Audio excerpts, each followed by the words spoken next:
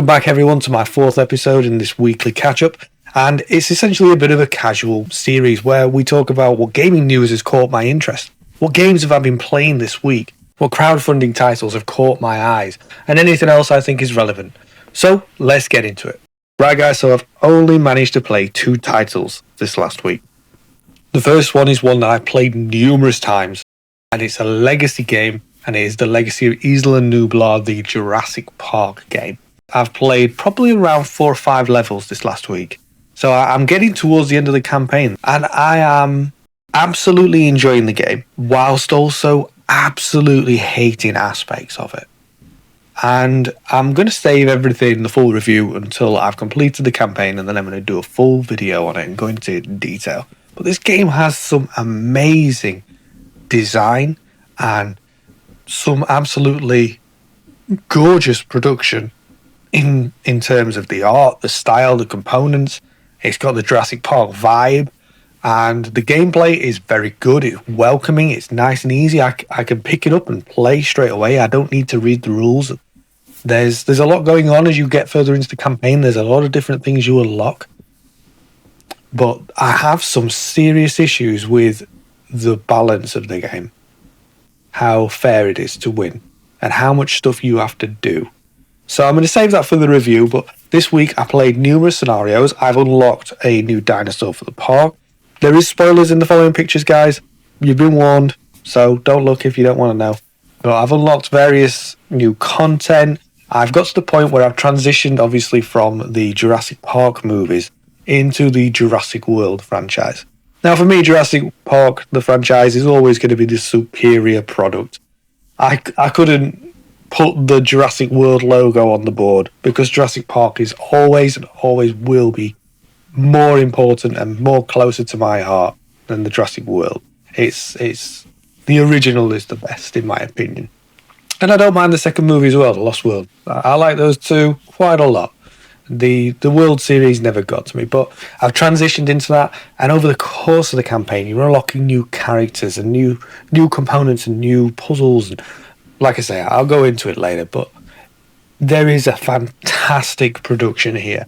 Funko has outdone themselves with the game itself. I am impressed. I love a lot of the aspects of this game. So I'm hoping to finish that maybe over the course of this week. We'll see at what time allows. The second game that I've been playing is Rome Total War. I've got it to the table with my family this time, and we played a big sprawling map. This is my personal alteration to the rules to make this the game that I should have received. Because if you don't know, the Rome Total War campaign was a complete and disastrous failure. It's not been completely fulfilled. I've only got part of what I paid for. So I'm working in essentially my own project to complete this.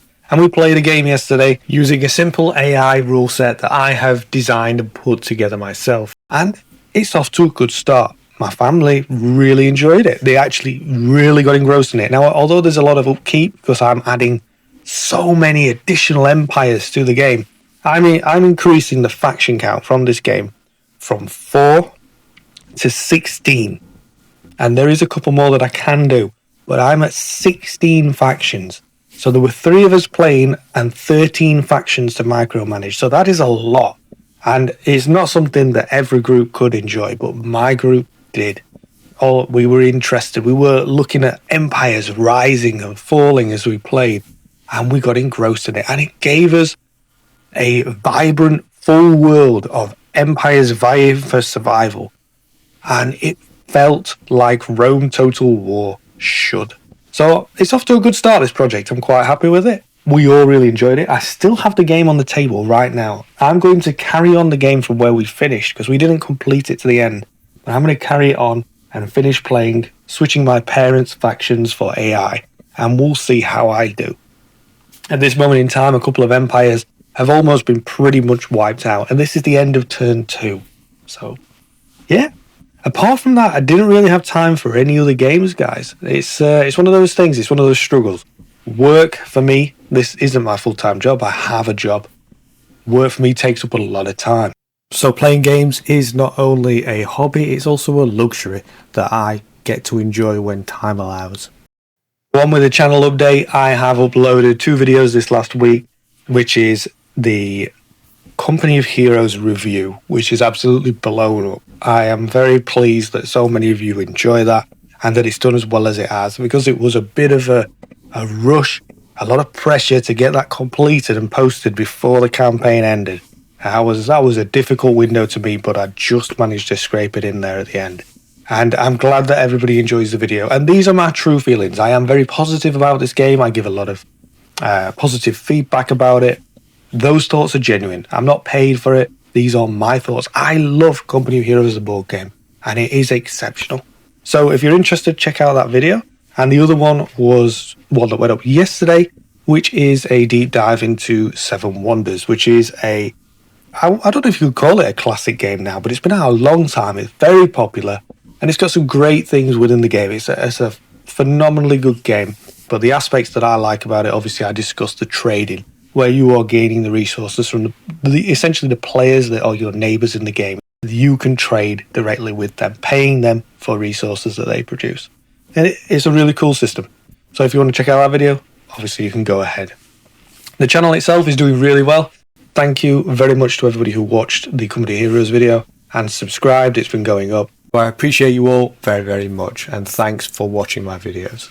Painting, I've essentially just been painting more factions for the Total War project I'm doing. I'm nearly at the end of that now, so I can focus more on painting other miniatures. I want to get my Bretonnian army for Warhammer the Old World finished and completed.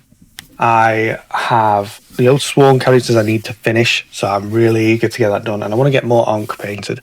So hopefully when I finish painting off the last of the figures, I can then jump onto those other side projects and get moving on them.